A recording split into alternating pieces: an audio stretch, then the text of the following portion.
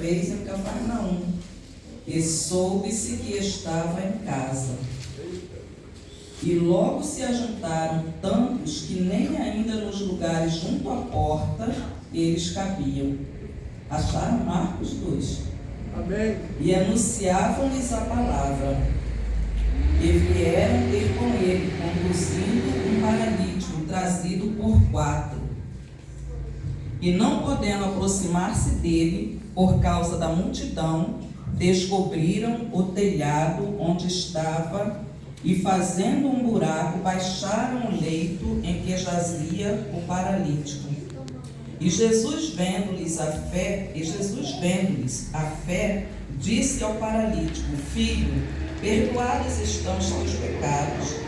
E estavam ali assentados alguns dos escribas, que arrazoaram em seu coração, dizendo: Por que diz estas blasfêmias? Quem pode perdoar pecados, senão Deus? Jesus, conhecendo logo em seu espírito que assim arrazoaram entre si, lhes disse: Por que arrazoais sobre estas coisas em vosso coração? Qual é mais fácil dizer ao paralítico: estão perdoados os teus pecados, ou dizer-lhe: levanta-te, toma o teu leito e anda? Ora, para que saibas que o Filho do Homem tem na terra poder para perdoar pecados, disse ao paralítico: a ti te digo, levanta-te, toma o teu leito e vai para a tua casa. E levantou-se e, tomando logo o leito, saiu em presença de todos, de sorte que todos se admiraram e glorificaram a Deus, dizendo: nunca tal vimos. Sentar em nome de Jesus. Eu quero agradecer o carinho desta igreja por mim, a lembrança dos irmãos em me convidar para ministrar a palavra. Esses dias eu estava até num conflito muito grande, falando com o Senhor: Senhor, por que tu me chama? Tem tantos teólogos, né? Pessoas que entendem tanto, conhecem tanto. Eu não conheço nada, Senhor. Eu chego lá, falo feijão com arroz e é só o que eu sei falar. Mas o Senhor tem me chamado dessa forma, e esses dias, e eu entendo que quanto mais nós nos damos para o Senhor, mais o Senhor, Ele vai nos enchendo, mas Ele vai nos dando, né? E eu falei assim: Senhor, eu não vou ler mais não, vou parar, porque toda vez que eu começo a ler, vem convite, se manda um convite. E quando o irmão me convidou, eu estava com algo para atender, mas não foi possível. A pessoa desistiu na hora, teve um problema lá e não pôde. E aí eu pude atender a nossa igreja, né, em nome de Jesus. E fico feliz, irmãos, em voltar aqui toda vez que volto. Quero dizer para o pastor Edvaldo que eu não saí daqui, não pedi carta. Então somente eu estou bem possibilitada de vir. Mas o Senhor sabe de todas as coisas. E por onde eu passo, eu estou em uma assembleia lá perto de casa, e eu falo sempre: eu estou lá na Batista, eu estou na Batista. Eu falo: mas você está na Batista, você está sempre aqui. Eu falei: mas eu não pedi carta. Mas quando chegar a hora, né, aprovei a Deus, a gente pede. Também estou numa situação difícil, que vira e mexe, estou indo ao Rio, porque eu estou com algumas pessoas da minha família enferma. Careço muito das vossas orações, para que Deus venha dar vitória. Minha irmã está com um problema muito sério, não descobrimos ainda a fundo o que é, mas o Senhor é poderoso para dar a cura, como deu a Adriel. O Adriel está bem. Orem pela minha neta, não cessem de orar pela Manuele.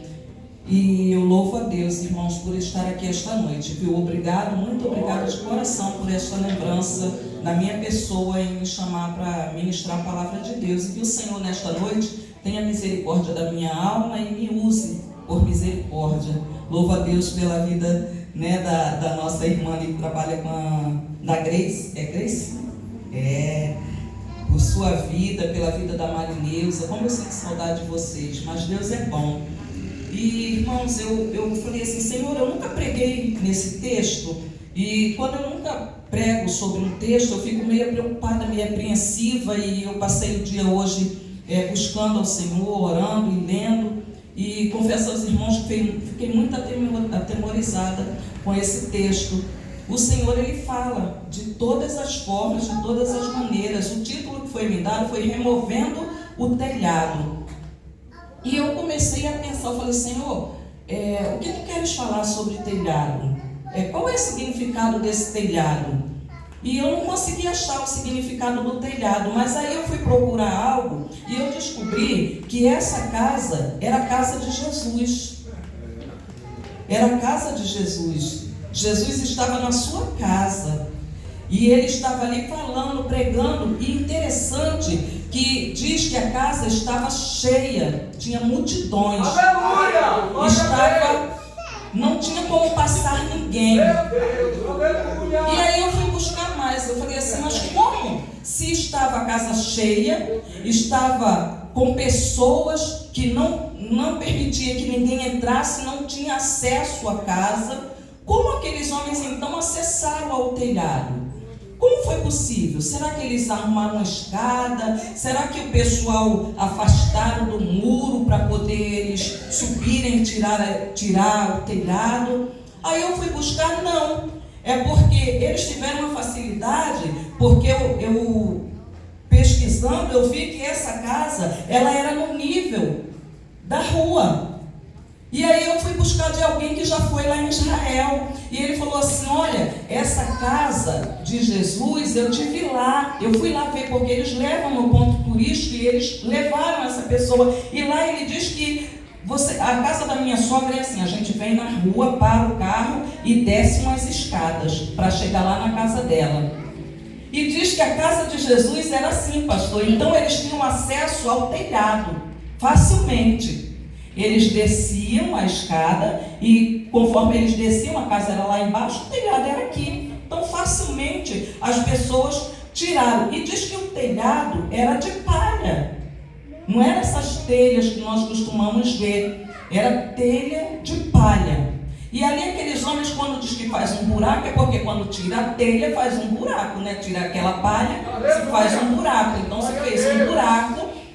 E ali aqueles homens pegaram aquele paralítico e colocaram por aquele buraco. Agora vocês imaginem, você dentro da sua casa, a casa lotada, você dando uma reunião e de repente você vê um clarão de cima da sua casa. É de assustar, né?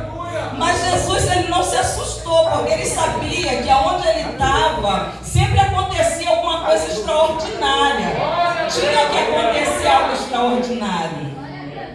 E aí, aqueles homens foram colocar aquele paralítico, porque eles olharam, na porta não dá. Se nós não tem como descermos a escada, janelas nas laterais, eu creio que não tinha, eu não pesquisei, mas eu creio que não tinha, porque se a casa tinha que descer para alcançar a janela, teria que descer também para encontrar as janelas em volta, porque na casa da minha sogra é assim. Então, não tinha como eles chegarem até Jesus. Aleluia. E aí eles tiveram essa ideia, vamos tirar aquilo que cobre a cobertura da casa e vamos colocá-lo lá dentro.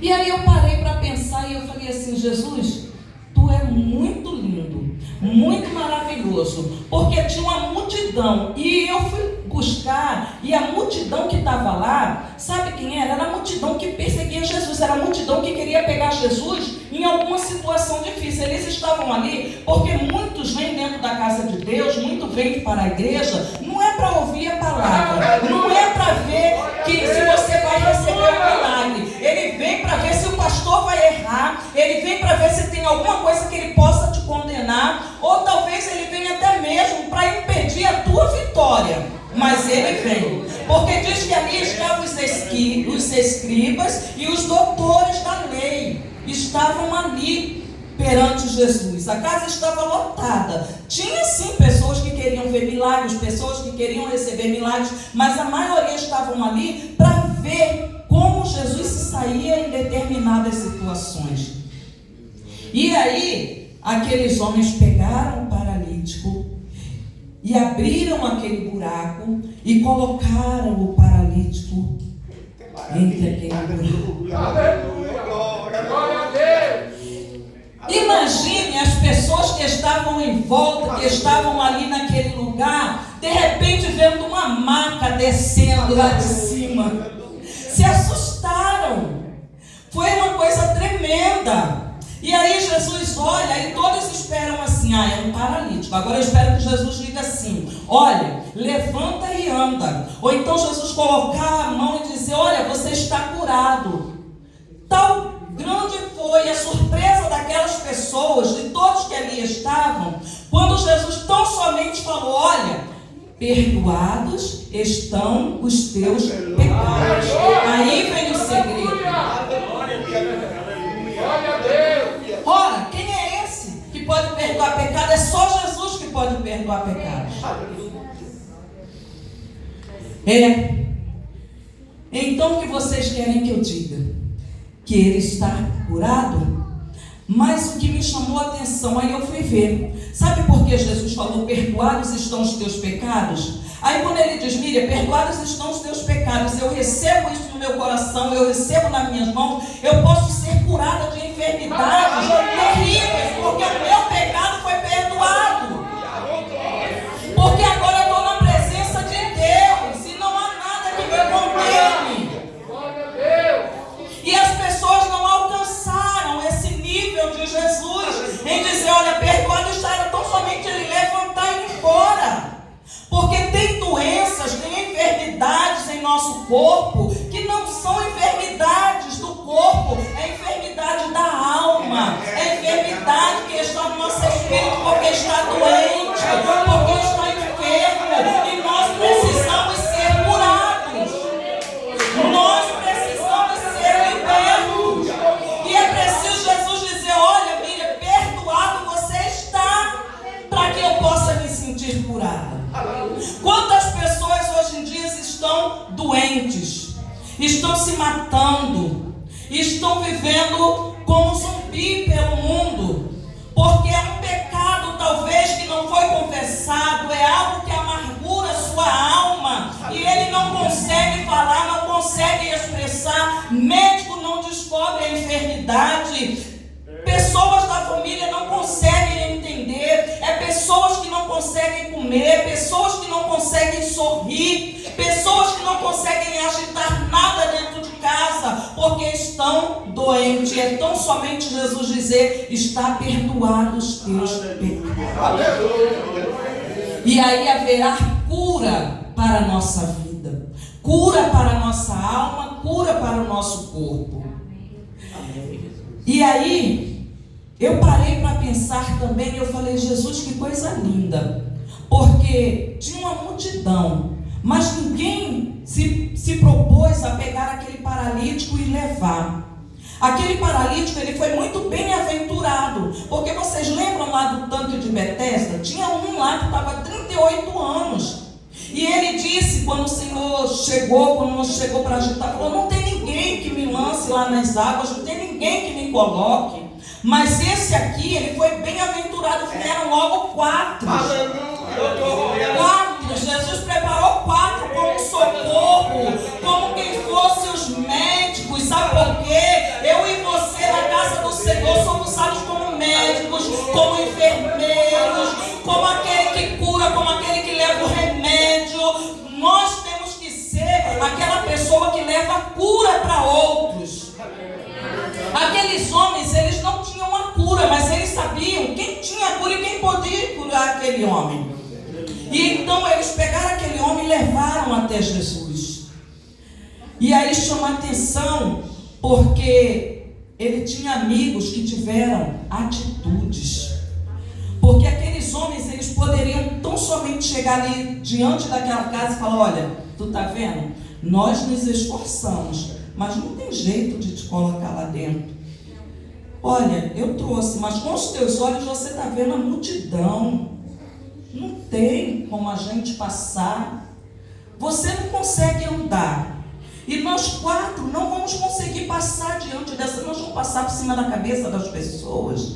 Como nós vamos descer essa escada? Não tem como. Mas eles não colocaram empecilho. Vocês lembram da mulher do fluxo de sangue? Sem vida, sem força, mas eu vou me arrastando, nem que seja para tocar na orla do vestido do mestre. Eu recebo a minha cura hoje. E esses homens tiveram essa atitude. Hoje você recebe a cura, nem que nós tenhamos que descer você pelo telhado, você vai sair daqui curado. Aleluias. Talvez ele pensasse: nós vamos tirar o telhado e depois como é que vai ficar a casa de Jesus?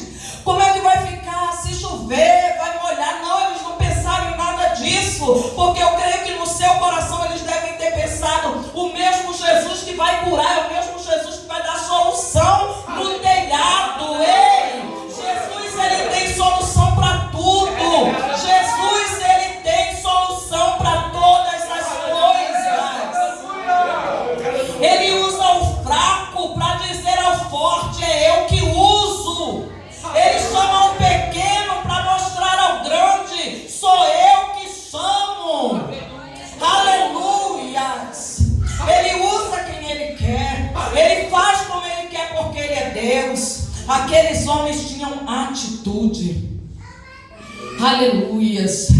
E algo, irmãos, que me chamou também a atenção, eu fui procurar, é que aquele homem paralítico, ele não tinha nada para dar em troca. Talvez se ele tivesse, se ele fosse uma pessoa rica, uma pessoa cheia de poderes, aqueles homens se esforçassem, chegassem para fazer esse tão grande fez porque ele deu depois alguma recompensa. Não. Aí me chama a atenção, eu anotei aqui para não esquecer, que ele tinha significância. Aqueles 4 homens, quando olharam para aquele paralítico, eles não olharam para um paralítico, eles olharam para uma pessoa, uma alma que estava sofrendo, alguém que estava ali padecendo, mas que Jesus poderia tirar de toda aquela dor, de todo aquele sofrimento. Aquele homem tinha um significado: amor. Ele poderia dar amor para outras pessoas, ele poderia usar de compaixão para com a outra pessoa. E aí eu falei assim: aquele homem, ele não era útil, porque o significado, ele dura para sempre. Se você tiver um significado para o seu marido, ele te ama, ele gosta de você, ele vai cuidar de você. Isso vai ser para sempre, porque você tem um significado para ele. Significado de boa esposa, significado de boa mãe, um significado de uma pessoa bondosa. Você tem um significado. A pessoa útil, a pessoa que só é vista como útil, ela é esquecida, ela é passada logo, porque quando a sua utilidade não me for mais útil, você já não me serve mais. Então há uma diferença entre ser significativo e ser útil. Você pode ser as duas coisas, ser significativo e ser útil também, mas tem pessoas que só querem a sua utilidade, eles não querem a sua significância. Às vezes você tem um chamado lindo, às vezes você tem um ministério lindo, mas você ainda não foi visto, você ainda não foi alcançado, às vezes você ainda não foi alvejado pelo Senhor ali naquilo que é necessário fazer, mas às vezes você é útil. É útil, você lava, você passa, você faz, mas quando você cair doente, quando você não puder mais fazer isso, aí você cai no esquecimento, ninguém mais lembra. Eu glorifico a Deus porque essa igreja aqui, ela não esquece.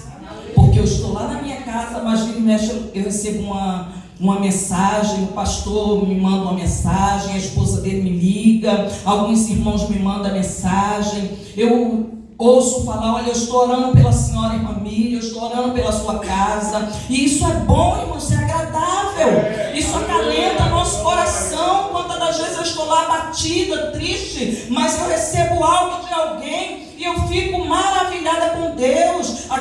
Aquelas palavras diárias que a nossa irmã Marineusa coloca, a irmã Cleidinha está sempre me mandando algo. Irmãos, isso é para edificação, isso é igreja, isso é um corpo. Eu glorifico a Deus porque nós vivemos este amor. E remover o telhado não é mole, não é fácil. Porque você imagine diante daquelas pessoas, porque se estava cheio lá a casa, se estava cheio ali até em cima, não tinha como passar. Aí tinha pessoas, por certo, em cima da rua, olhando para ver, procurando ver Jesus, procurando ver o que estava acontecendo. De repente alguém vê aqueles 4 homens indo lá e... O que vocês estão fazendo aí, seus loucos? Vocês estão mexendo na casa de Jesus. Vocês estão destelhando. Vocês não têm o que fazer. Quem sabe chamou eles de louco. De, como diz lá na minha terra, maloqueiro. Seus maloqueiros, saiam daí. Vocês estão vendo que vocês não vão descer com esse homem por esse telhado? Está vendo que essa cama vai quebrar se vocês botarem por aí? Vocês querem machucar alguém descendo essa cama? Aí eu imagino a cama lá descendo. De repente eu não sei como é que foi, se eles amarraram uma corda, uma fita, não sei, e foram descendo aquilo, e Jesus afasta e deixa o homem vir. Aleluia! Afasta e deixa vir, porque Jesus, quando quer alguém, vem da maneira que Jesus chama. E aí eu imagino muitos se afastando ali, abrindo a roda para que aquele homem, aquela cama fosse posta. E ali Jesus só fala esta palavra: os teus pecados estão perdoados.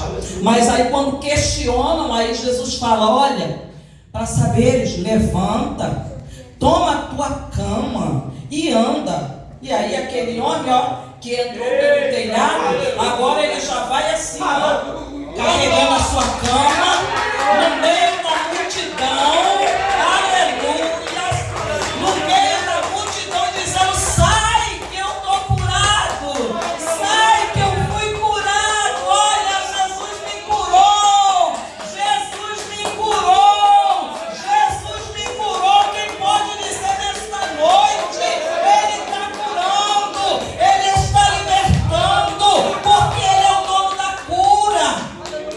Ele nessa noite, Ele quer que eu pegue a minha cama, quer que você pegue a sua cama. Que cama é essa, irmã Miriam? Eu deixei minha cama em casa. Aleluia. Eu estou aqui com a Bíblia. Aleluia. A cama, ela pode falar da falta de fé. A cama, ela pode falar de um descanso. A cama, ela pode falar de alguém que não está nem aí para nada.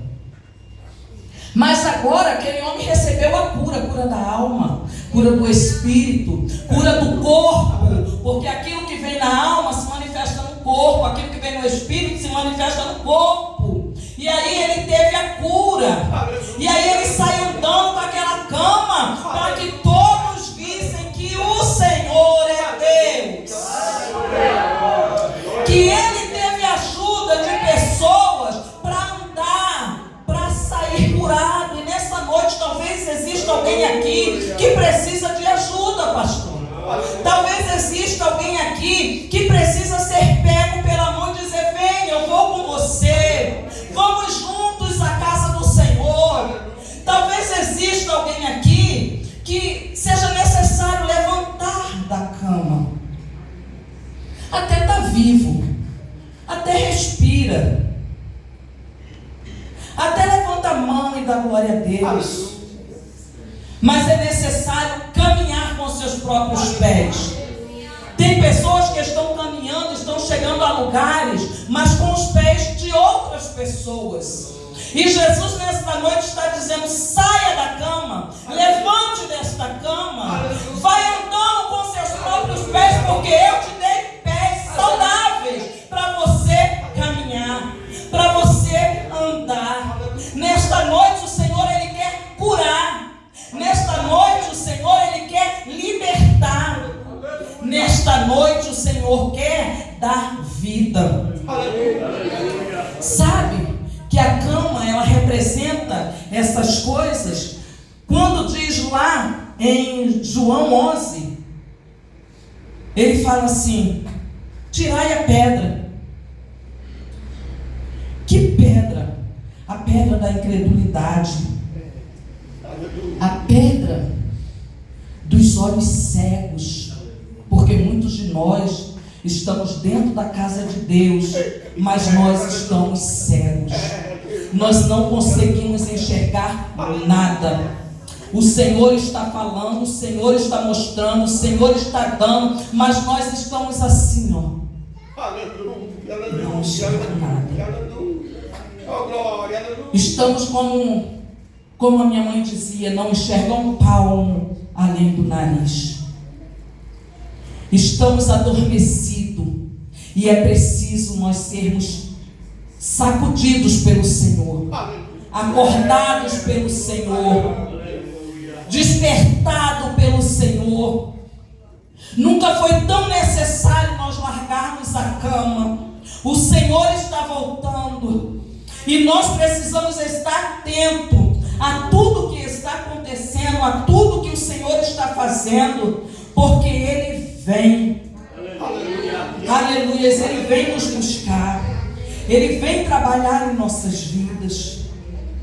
Irmãos, a coisa está tão difícil hoje, tão difícil de se encontrar amigos como esses 4 amigos aqui, que às vezes nós ficamos perguntando: será que o Senhor já veio e eu fiquei? Mas a Bíblia se cumpriu, o amor de muitos se esfriou. Eu estive no mês de agosto na cidade de Belém. Irmãos, lá foi onde nasceu o berço evangélico. Lá foi onde nasceu o Pentecoste. Não foi, pastores? Lá foi aonde iniciou-se a obra de Deus, aonde Daniel Naving, aonde a irmã Cecília, aonde os irmãos vieram e começaram a fazer aquela revolução na igreja de Deus. Irmãos, paz em vocês, a coisa está feia. Eu entrei dentro de uma igreja, seria a formatura do meu genro, e nós entramos dentro do quartel e nós perguntamos assim: aonde está celebrando a formatura dos evangélicos? Aí ele falou assim: dos católicos ou do evangélico? E nós falamos dos evangélicos. E ele falou assim: é ali. E nós fomos. Pastores, pasmem, desse lado estava o pastor, desse lado estava o padre. E o padre fazia as rezas dele, as coisas que ele fazia, e o pastor fazia daqui o que tinha que se fazer como crente. E virava e mexia, um perguntava alguma coisa ao outro. E de repente o pastor falou: vamos ficar de pé, irmãos. Quem for, os católicos, vem aqui, que o meu amigo padre falou o nome, vai abençoar vocês com a benzedura deles lá, com as coisas deles lá. E eu vou estar orando os irmãos. E assim foi, formou uma fila de crente e uma fila de católico. Irmãos, eu não estou questionando a fé de ninguém. Eu só estou falando como nós, a igreja, estamos, aonde nós chegamos. Fui num determinado culto, aonde não se via a glória de Deus. Eu falava: Jesus, onde é que tu está aqui? O pastor que foi pregar, ele falava mais piada do que a Bíblia. E eu falei: Senhor, eu não estou aqui, eu vou embora. Eu falei para minha filha: vamos embora, eu não estou bem aqui. As crianças corriam de um lado para o outro, água, comida, biscoito. Eu falei: Senhor, irmãos, a coisa está feia. Isso é para nós refletirmos. Será que se chegar um paralítico aqui, será que nós vamos ter autoridade de colocar a mão e ele sair curado? Será que se entrar um canceroso, nós vamos colocar a mão e a igreja do Senhor vai ser bem-aventurada em ver um milagre acontecer? Os milagres não acontecem mais e a gente pergunta: por que, Senhor? A falha não está no Senhor, está em mim.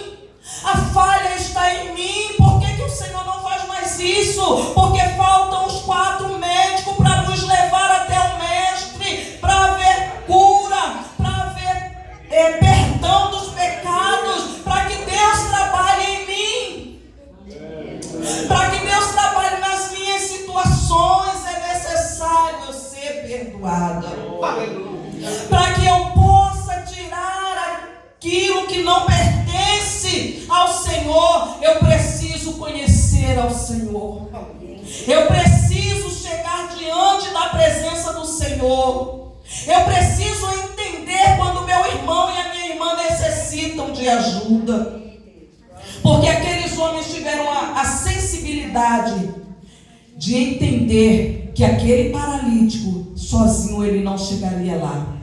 Ele sabia que se eles chegassem lá e falassem: Jesus, tem um paralítico ali, porque vocês lembram daquele general que chegou: Senhor, e é o meu servo, e ele falou assim: só uma palavra, eu não quero que tu fale, só uma palavra, e ele será curado.